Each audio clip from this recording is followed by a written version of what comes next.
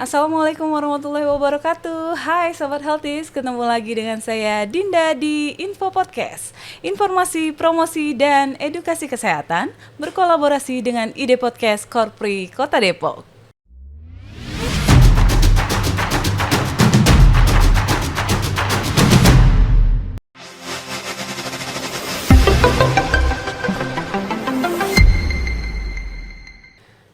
Nah, Sobat Healthies, dalam rangka memperingati Hari AIDS Sedunia yang jatuh pada tanggal 1 Desember 2023 dengan tema Bergerak Bersama Komunitas Akhiri AIDS. Nah, kali ini kita sudah kehadiran salah satu komunitas.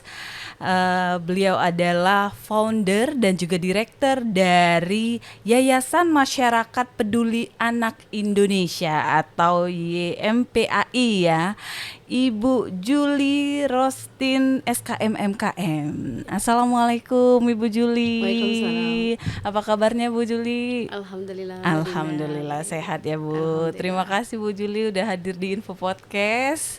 Sama-sama Mbak Dida. Iya. Senang juga bisa hadir di podcast. Alhamdulillah. Baik Bu Julie, kita bahas lagi nih tentang HIV dan AIDS. Tahun kemarin Info Podcast sudah pernah membahas tentang HIV dan AIDS ya, lebih detail tentang pengertiannya, penyakitnya tentang apa gitu ya. Mungkin boleh diingatkan kembali Sobat Healthies yang ada di rumah, ini Bu Julie, HIV AIDS itu penyakit apa sih? Boleh dijelaskan secara singkat Bu Julie. Silakan Bu Julie. Oke, terima kasih Mbak Dinda. HIV AIDS adalah penyakit infeksi menular. HIV sendiri sebuah singkatan ya dari Human Immunodeficiency.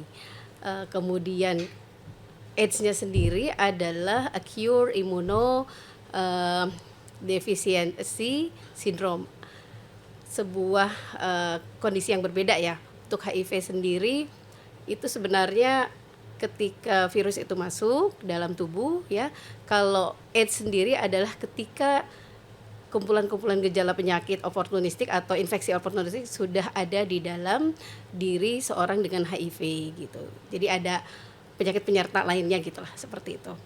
Oke, ini sebuah virus ya Bu ya yang menyerang tubuh ya. Sampai sekarang belum ada obatnya begitu ya. Ya, Bu. Menyerang kekebalan tubuh. Betul sekali. Jadi sampai saat ini memang belum ada obatnya ya untuk menyembuhkan, hanya untuk menstabilkan kondisi teman-teman ODA ya, atau sekarang mungkin ODIF ya, sebutnya ODIF, orang dengan HIV, untuk lebih stabil dalam imunitasnya gitu, disebutnya ARV. Ya, antiretroviral. Oke, ini penyakit yang menakutkan gitu ya bagi masyarakat ya, karena belum ada obatnya begitu. Betul, ya Bu ya. Betul. Dan kabarnya di Indonesia kasusnya semakin meningkat begitu ya. Betul. Tiap tahunnya. Nah, bagaimana di Kota Depok ini Bu Julie? Ya, kalau kebetulan saya banyak background di Indonesia ya terkait HIV/AIDS ini. Terlibat mulai di penyakit HIV ini di tahun 2003. Jadi hampir 20 tahun saya menekuni dunia HIV dan saya melihat bahwa kasusnya makin meningkat ya, makin meningkat. Hanya saja saya melihatnya memang kasus meningkat namun tidak dibarengi banyak memang faktor-faktor lain yang tidak bisa sebenarnya bisa dicegah gitu ya. Betul. Hanya saja melihat trennya, kalau dulu awalnya untuk HIV sendiri penularannya lebih banyak ditularkan lewat secara seksual ya, karena heteroseksual.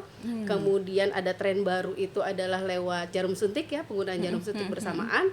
Dan sekarang saya melihat trennya itu berubah, dominasi diakibatkan oleh hubungan seks lelaki suka lelaki ya, atau hubungan seks lelaki dengan lelaki gitu. Jadi atau mungkin kita secara awam itu homoseksual ya, atau gay gitulah, seperti itu. Jadi sekarang trennya makin ke sana gitu. Kelompok dengan HIV positif itu banyak ditemukan juga di kelompok lelaki, seks lelaki. Nah, jadi penularan HIV itu seperti apa sih Bu? Boleh dijelaskan? Okay. Kalau untuk media penularan ya, untuk media penularan HIV itu ada 3. Yang pertama itu lewat darah ya, kemudian juga lewat cairan kelamin, baik itu dari laki-laki ya, kemudian maupun perempuan ya, cairan kelamin perempuan, dan juga air susu ibu. Oke. Gitu, seperti itu. Baik, jadi bisa menularkan juga kepada anak ya, Iya, apabila betul. ibunya terkena HIV begitu Betul, ya. betul, betul. Menyedihkan sekali begitu ya, Bu. Iya, betul. Jadi memang alternatifnya akhirnya dengan susu formula ya sebagai pengganti Oke, oke. gitu. Nah, Namun sebenarnya bisa juga untuk penularannya itu dicegah ya. Jadi misalnya orang dengan HIV atau orang dengan HIV pasangan ya, dua-duanya bisa HIV, kemudian juga salah satu HIV misalnya, itu bisa juga menghasilkan atau memiliki anak yang tidak positif sebenarnya sih, bisa juga. masih bisa Ada ya, Bu. betul, bisa. Ada pencegahannya begitu Ada, ya, betul, Bu. ada tekniknya. Kalau dulu saya sempat penelitian tentang itu juga. Oke, Seperti itu oke. ada. Ya, baik. Tadi dijelaskan sama Bu Juli kalau di tren sekarang ini mayoritas yang terjangkit HIV itu adalah kaum homoseksual, Betul, begitu ya, Bu ya. betul. Nah, bagaimana Bu, menurut Bu Juli selaku peneliti gitu, bagaimana mencegah agar komunitas homoseksual gitu ya tidak begitu banyak lagi di Indonesia Oke, khususnya, bisa bagaimana dicegah Bu? ya untuk pencegahan Iya, ya. betul. Oke, saya melihat gitu ya, dari setelah 20 tahun ya saya mengamati, menganalisis ya bagaimana tren tersebut. Kemudian saya melihat backgroundnya, sebenarnya background dari teman-teman yang homoseks itu backgroundnya tuh apa gitu. Kalau saya melihat dari beberapa penelitian yang saya baik itu saya lihat dari berbagai jurnal penelitian lain, banyak sekali ya, dari tahun 1956 saya menemukan bahwa ketika anak, jadi ada faktor yang relate terkait homoseksualitas, itu adalah karena fatherless ya. Oke. Karena fatherless, jadi minim keterlibatan ayah dalam keluarga itu bisa berkontribusi. Jadi risiko untuk anak kalau misalnya ayahnya kurang terlibat gitu ya, ada salah satu risikonya gitu ya, faktornya adalah akan menyebabkan ke homoseksualitas anak gitu. Oke. Ada juga kalau dari yang saya amati, ada juga disampaikan oleh psikolog gitu ya, dengan faktor lainnya adalah ketika anak laki-laki itu mendapatkan kekerasan dari ayah. Oke. Gitu. Dan kemarin tahun lalu saya sempat melakukan penelitian di sebuah komunitas homoseksual di Kota Depok juga. Jadi saya wawancara ya beberapa gay di Indonesia, di Kota Depok. Yang dua yang saya wawancarai memang memiliki background trauma dengan ayah gitu ya. Oke. Yang pertama itu ayahnya memang memiliki kekerasan ya, jadi melakukan kekerasan pada anak. Kemudian juga dia jadi akhirnya inferior, dia inferior untuk menjadi laki-laki. Akhirnya dia mencari sosok yang lebih kuat gitu ya. Terus satunya lagi karena pengabaian dari ayah, jadi ayahnya menikah lagi, kemudian diabaikan, tidak bertanggung jawab, dan akhirnya ya mungkin karena pergaulan juga ya, disupport gitu ya, jadi ada luka, akhirnya terbawa sih. Jadi salah satu faktor lah seperti itu. Jadi cukup menyedihkan ya Bu ya, peran sesosok ayah gitu ya dalam keluarga itu sangat penting gitu ya. Sangat, Balik lagi sangat. ketahanan keluarga itu penting sekali Penting untuk sekali, penting. dikuatkan begitu ya. Betul. Betul. Penting banget ketahanan keluarga itu menjadi ya, jadi basic ya ketahanan negara sebenarnya, seperti itu. Iya betul. Jadi dari sebuah keluarga yang sehat, harmonis gitu ya, Betul. melahirkan anak-anak yang juga sehat tentunya, yang berprestasi gitu ya Bu ya. Betul. Jadi peran ayah nih Sobat Healthies ya, peran keluarga yang harmonis itu sangat menentukan nasib anak-anak bangsa gitu ya Bu Juli. Karena secara kalau dari hormon ya, ayah itu kan sebenarnya manusia itu kan ketika dilahirkan disupport oleh susunan hormon ya, hormon yang komposisi laki-laki ada dominasinya ya hormon laki-laki ya. Kemudian perempuan juga dominasinya hormon perempuan. Tapi mereka tuh masing-masing punya, perempuan punya ada hormon testosteron juga sedikit ya. Kemudian yang laki-laki juga punya hormon perempuan gitu. Ketika sosok-sosok itu tidak ada, sosok ayah tidak ada terlihat oleh si anak laki-laki, itu ya akan bergeser gitu ya. Jadi mungkin testosteronnya atau hormon laki-lakinya menjadi lebih banyak, lebih sedikit. Akhirnya ada mungkin ngomongnya jadi agak mendayu gitu ya, atau kemudian agak gemulai, nah seperti itu gitu ya. Jadi perlu ada kehadiran ayah dalam hal berkegiatan ya, karena kegiatan ayah laki-laki dengan perempuan kan beda. Kalau laki-laki kan lebih fisik segala macam tanggung jawab, kalau perempuan kan lebih soal kelembutan gitu ya, keterampilan seperti itu sih. Iya, betul sekali. Jadi ketahanan keluarga itu penting sekali ya, Bu Juli. Sangat penting. Nah, dari penjelasan Bu Juli tadi ya, kita itu tahu seseorang itu terjangkit HIV itu seperti apa, Bu, untuk mendeteksinya? Oke. Nah, ya. Kalau untuk mendeteksi itu melalui tes laboratorium gitu ya. Ada beberapa tes laboratorium yang sudah disepakati ya sebagai standar pemeriksaan untuk HIV.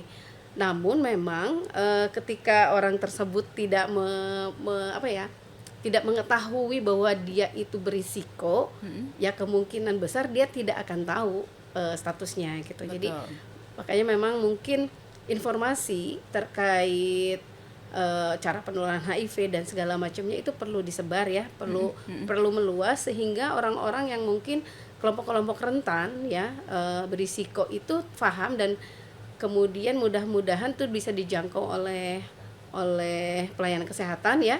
Kemudian bisa dilakukan pendekatan informasi lewat VCT gitu ya. Tapi VCT-nya memang yang harus disupport juga dengan dukungan psikologis dan informasi yang cukup gitu. Iya, betul sekali ya.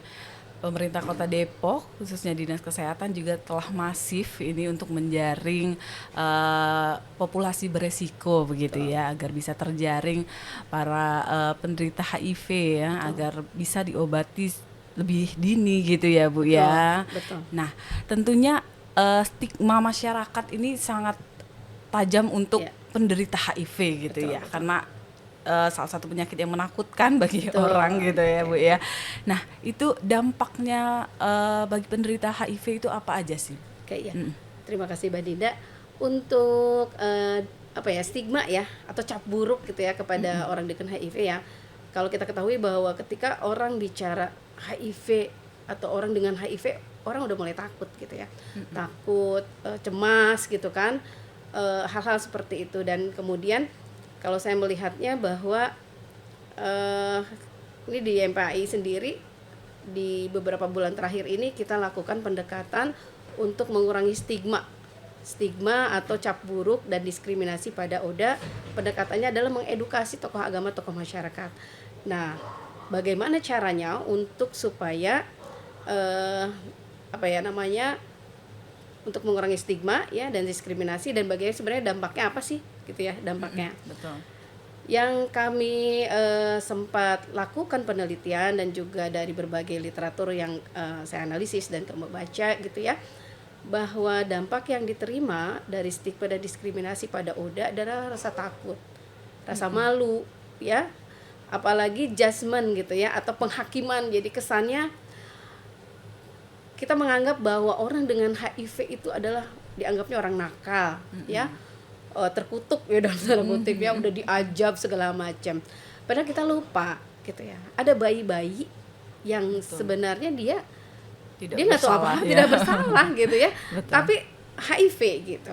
Terus kemudian banyak juga perempuan ibu rumah tangga ya, ibu-ibu rumah tangga yang dia tidak tahu gitu ya, dan ternyata kena HIV. Saya pernah 2007 2008 lah, saya pernah mendampingi ibu-ibu dengan HIV ya, ibu-ibu rumah tangga.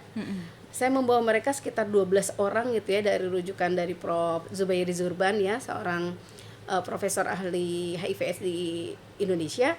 Jadi saya diminta mendampingi mereka yang diketahui sudah positif ya, ibu-ibu itu sudah positif, namun dilihat juga apakah mereka memiliki ada penyakit keganasan lainnya gitu ya. Nah, dalam perjalanannya saya mengantarkan ke itu ya di pusat kanker di Jakarta gitu. Saya ngobrol dengan mereka, Bu, ibu dapat dari siapa gitu ya, ditularkan oleh siapa? Suami saya gitu. Ibu tahu HIV-nya dari siapa? Ketika suami saya meninggal. Jadi banyak mereka itu tahu HIV-nya itu karena suaminya sakit dan meninggal, dan ketika diketahui ternyata suaminya itu HIV. Jadi setelah suaminya HIV, mereka langsung dicek semua. Ternyata mereka juga positif gitu. Dan kemudian saya tanyakan, ibu tahu tidak suami ibu itu, saya tanya karena sebagian besar itu mereka adalah istri-istri para pecandu nafsa suntik. Saya tanya, ibu tahu nggak kalau suami ibu itu pecandu nafsa suntik? Tahu Bu, saya tahu mereka itu pecandu narkoba, tapi saat menikah mereka tuh udah tobat. Nah, mereka tuh tidak tahu meskipun sudah tobat ya atau sudah tidak menggunakan, itu ada bahaya dari penggunaan nafsa suntik bersama-sama. Karena nafsa suntik itu biasanya dilakukan bersama-sama. Kalau saya tanya sama para pecandu itu, saya tanya, kenapa sih pakainya rame-rame? Biar seru Mbak, kebersamaannya terjalin. Wah kayak begitu ya, saya bilang. Terus saya tanya, ibu nggak tahu dampak dari narkoba suntik itu? Tidak tahu. Kalau ternyata salah satunya adalah menyebabkan HIV gitu. Ya. Jadi mereka tuh banyak yang terkaget-kaget gitu ya. Bahkan ada satu yang membuat saya agak akhirnya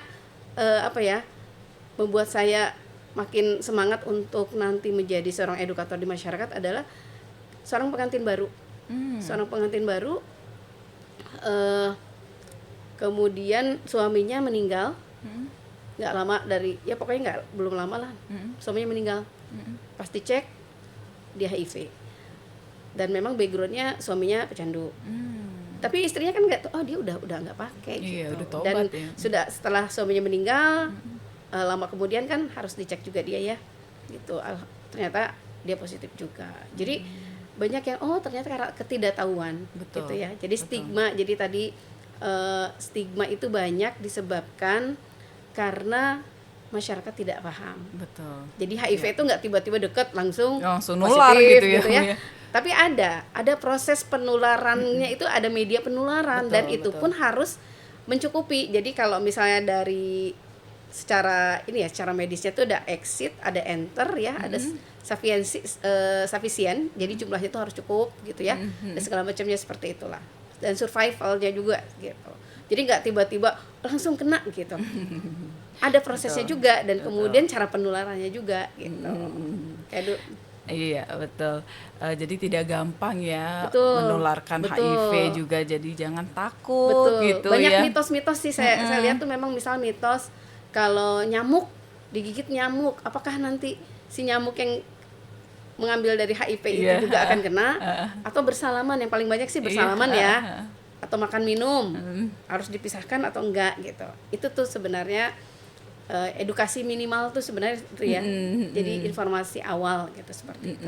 Padahal tidak menularkan ya, Bu ya. Kalau dengan nyamuk, dengan makan bebarengan, deketan bukan enggak. Seperti COVID yang deket bisa menular gitu. Sebenarnya ya. malah COVID sih sebenarnya ya, yang mungkin agak gampang langsung ya. Kalau HIV itu ya perlu media penularan. Betul. Jadi masyarakat juga jangan takut gitu ya kalau misalnya tetangganya, ada keluarganya yang terdeteksi HIV gitu ya, jangan menjauh begitu ya, karena orang dengan HIV/AIDS, ODIF tadi ya Bu, itu butuh dukungan. Sangat Jadi ya, Bu.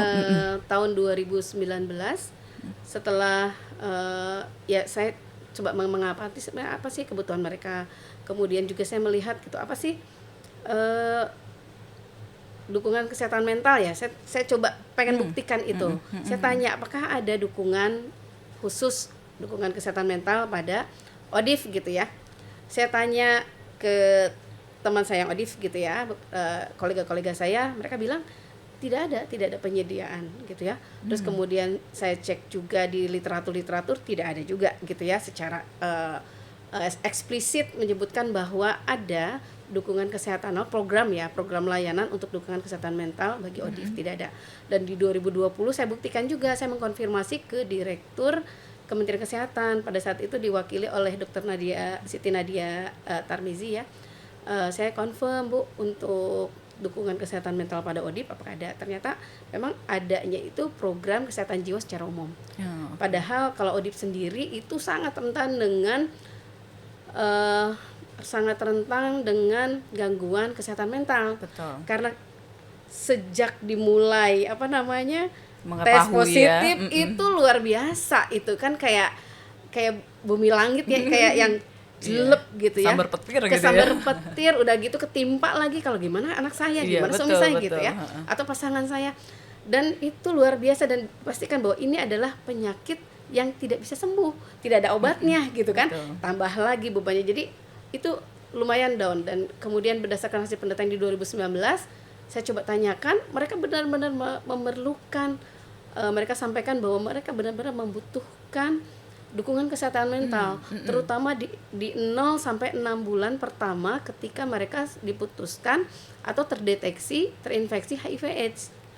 Dan sayangnya memang entah ya, kayaknya masih sangat minim bahwa dukungan itu diberikan dari sejak awal. Dan isu kesehatan mental kan baru sekarang ya gitu. Nah, kalau dari YMPAI sendiri, dari yayasan kami di 2019, sejak kita tahu mereka itu membutuhkan dukungan kesehatan mental, dampingan kami ya, kita kerjasama dengan kelompok dampingan sebaya hitam putih, kita langsung berikan dukungan spiritual dan juga dukungan kesehatan mental psikologisnya itu adalah dengan kehadiran psikolog klinis untuk konseling seperti itu.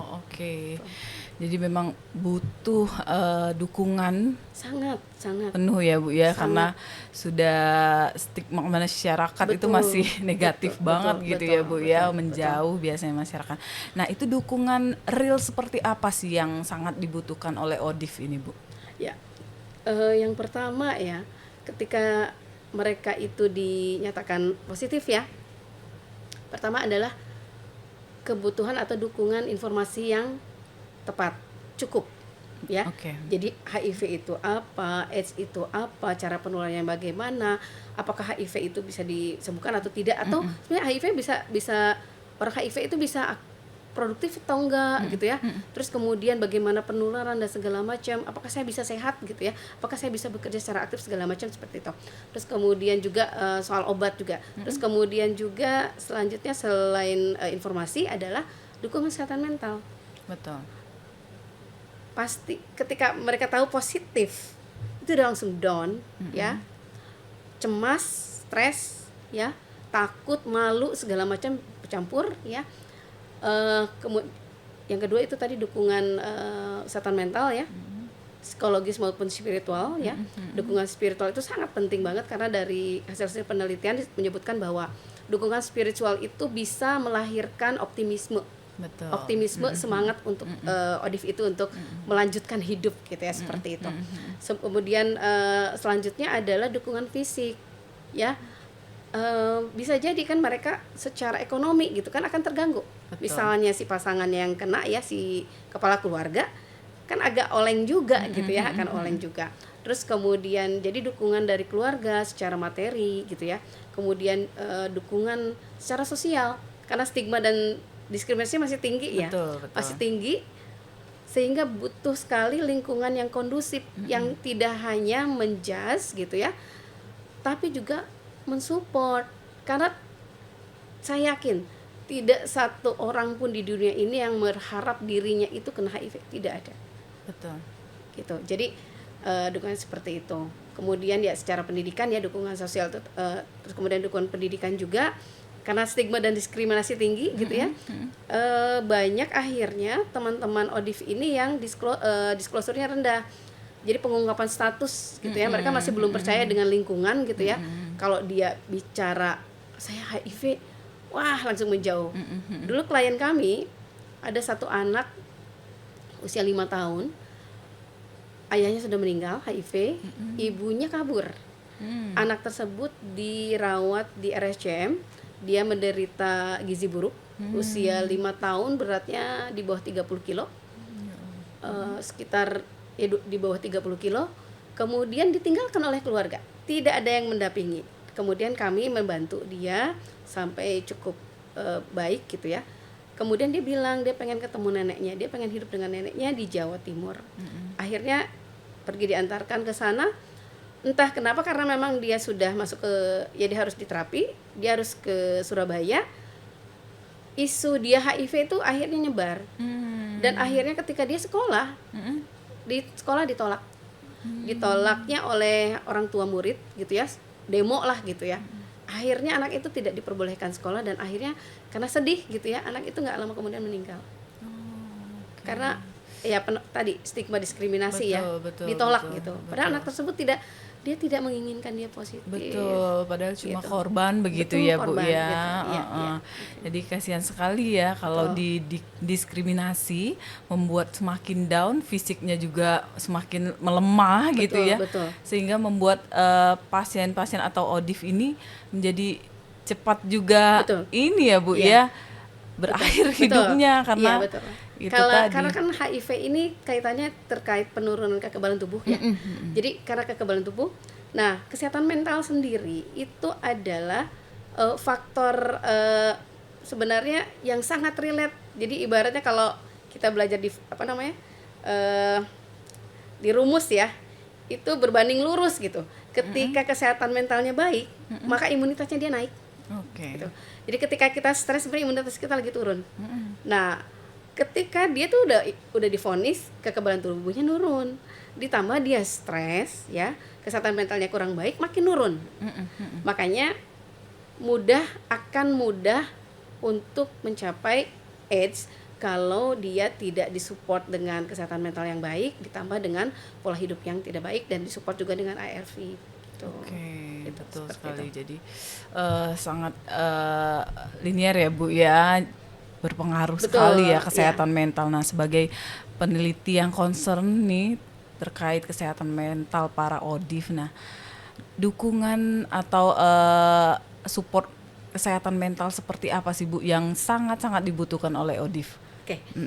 Nah, ini sangat relate dengan penelitian kami yang kolaborasi dengan Dinas Kesehatan, baru saja selesai kemarin. Jadi kita melihat bahwa salah satu dari unsur ya, dari kesehatan mental itu adalah bagaimana cara memanage emosi atau coping stress. Ya.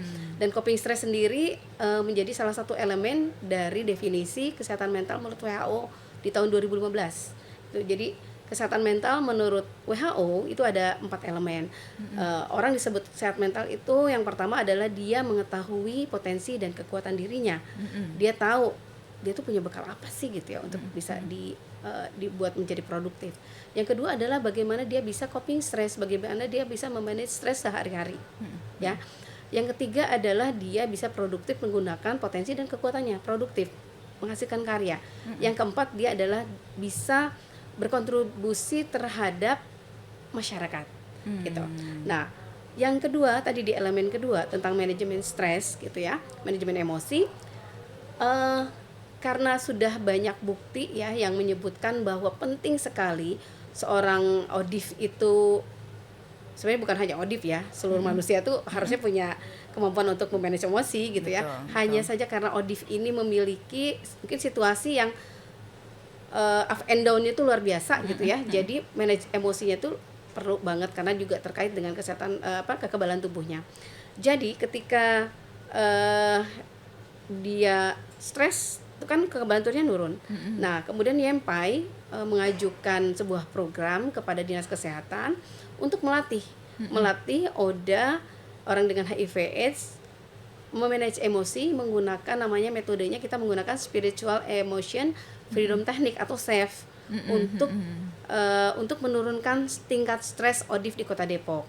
Nah, kita lakukan di bulan Desember ini pada ODIF ya yang berada menjadi bimbingan ya, dampingan dari KDS atau kelompok dampingan sebaya ODIF, kemudian dari LSM, kemudian ada juga dari kader dampingannya dari WPA ya, di bawahnya KPA gitu ya, kita undang gitu ya, dan kemudian kita basicnya berbasis penelitian eksperimental. Jadi kita pilih yang hadir itu sekitar 60 sekian ODIF ya, kita pisah menjadi 2, ada kelompok intervensi, yaitu kita berikan pelatihan SAFE tadi ya, untuk manajemen emosi menggunakan SAFE, dan kemudian kita latih mereka selama 15 hari. Tapi sebelumnya kita cek dulu emosi. Kita cek stres, depresi dan kecemasan menggunakan DAS ya, ada DAS 42. DAS 42 itu depression, anxiety, stress syndrome.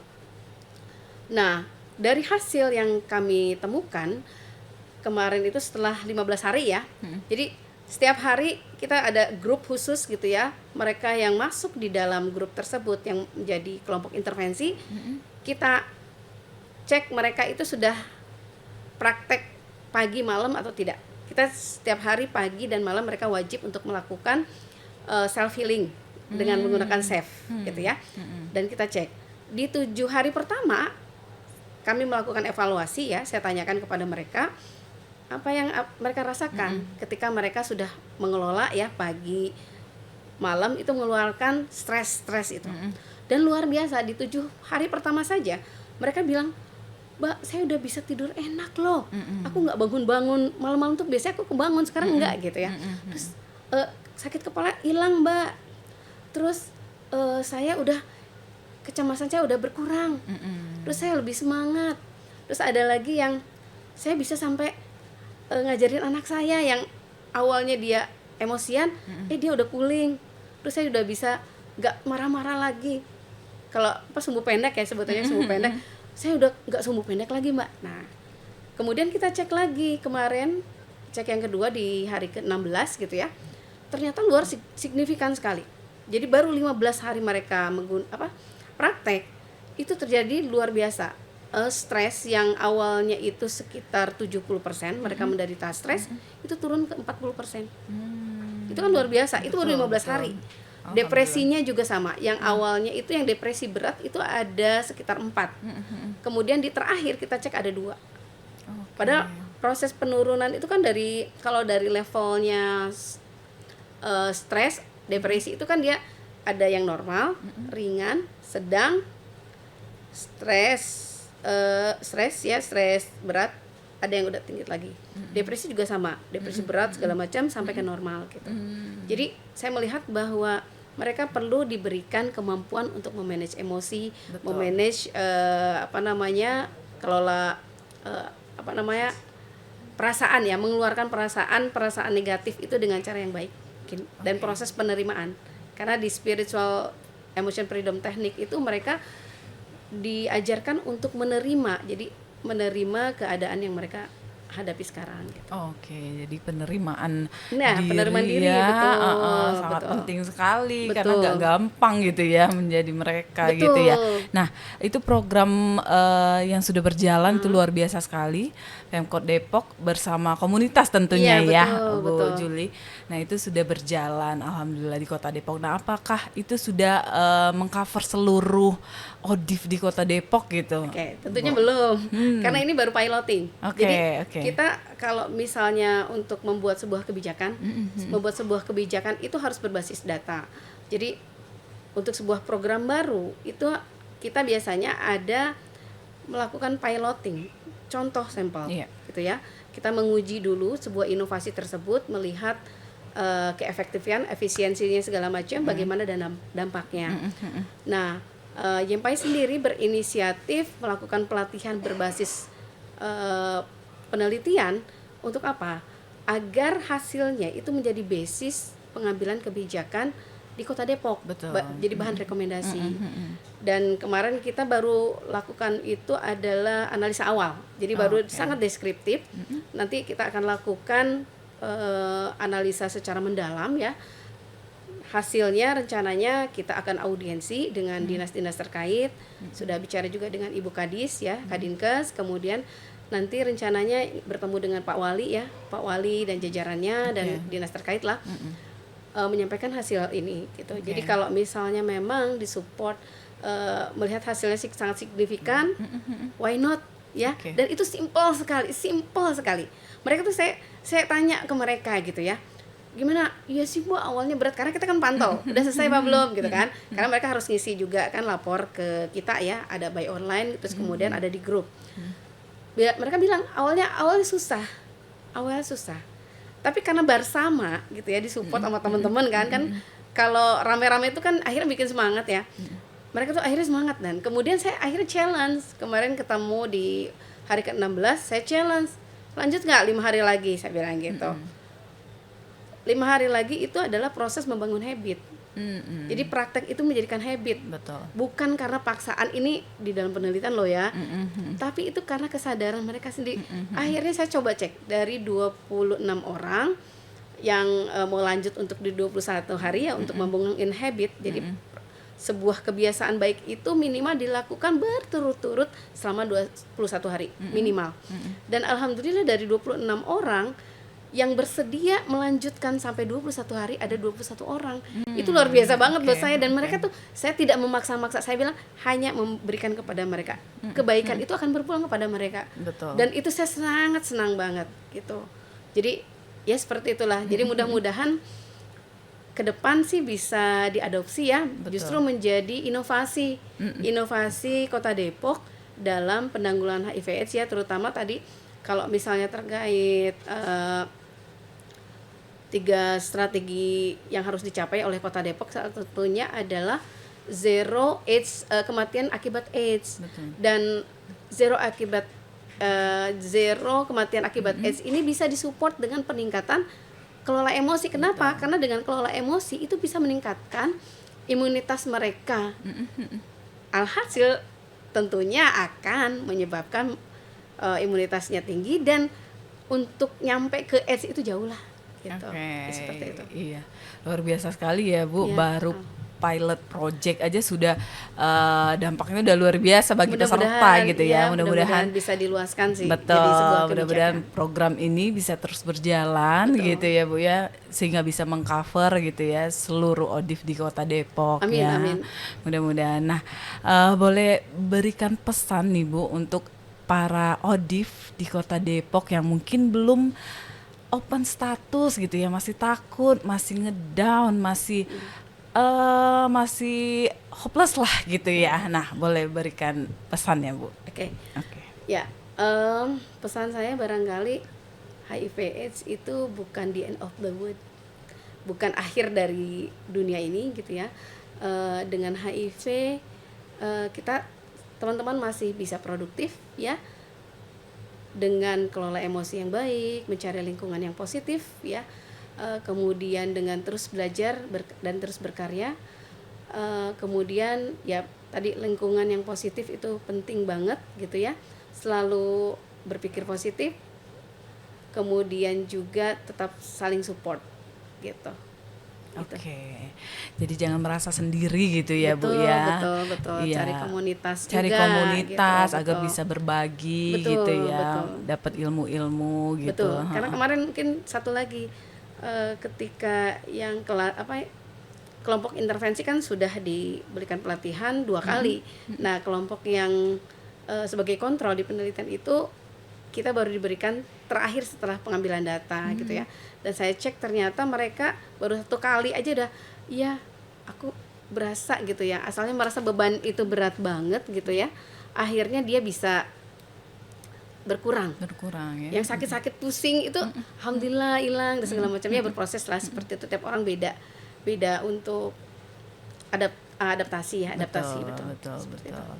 Nah, luar biasa sekali tadi pesannya untuk para ODIF di Kota Depok. Nah, kalau pesan untuk masyarakat atau keluarga yang di sekitar wilayah mereka ada ODIF gitu, bagaimana Bu pesannya agar tidak menjauhi nih para ODIF gitu? Ya, yang pasti untuk masyarakat ya tingkatkan literasi ya, literasi membaca di sumber-sumber yang memang dapat dipertanggungjawabkan ya.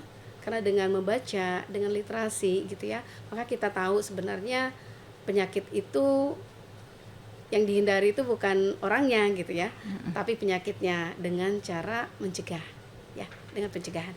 Oke, jadi masih bisa dicegah ya Bu Sa- ya. Jadi sangat jangan bisa saling support. menjauhi gitu ya. Betul. Justru para ODIF itu butuh support dari kita Betul. masyarakat gitu ya, terutama keluarga Betul, gitu ya, betul. agar mereka tetap sehat dan tetap produktif tentunya ya Bu ya, dan menerima penyakit tersebut ya Bu Ya, ya. betul. Dan tentunya terkait dengan masyarakat juga, peran-peran dari tokoh agama, tokoh masyarakat itu menjadi sangat penting, karena pesan dari tokoh agama, tokoh masyarakat itu lebih banyak didengar, Betul, gitu ya. betul. Dan kemudian mereka juga hadir di masyarakat terus menerus, gitu ya, hadir gitu ya. Jadi ketika informasi itu sampai datang dari mereka itu menjadi lebih sustainable lah, lebih berlanjut di masyarakat. Jadi penguatan kapasitas tokoh agama, tokoh masyarakat terkait penyakit ini juga perlu digiatkan kembali. Gitu. Betul sekali. Jadi dari sisi agama juga perlu dikuatkan gitu ya Betul, Bu ya. betul. Heeh. Yang terpenting juga adalah penguatan ketahanan keluarga. Betul. Ketahanan keluarga gitu. Penanggulangan HIV/AIDS berbasis ketahanan keluarga. Wow, luar biasa, banyak sekali informasi dari Bu Juli. Luar biasa nih Bu Juli, terima kasih banyak Ya, Bu terima kasih, Juli. Mbak Dinda. Nah, Sobat Healthies, itulah tadi bincang-bincang kita bersama Ibu Juli terkait kesehatan mental bagi para ODIF. Nah, terima kasih Bu Juli sekali lagi, dan terima kasih Sobat Healthy sudah menyaksikan Info Podcast. Alhamdulillah ini episode terakhir di tahun 2023. Terima kasih Sobat Healthy.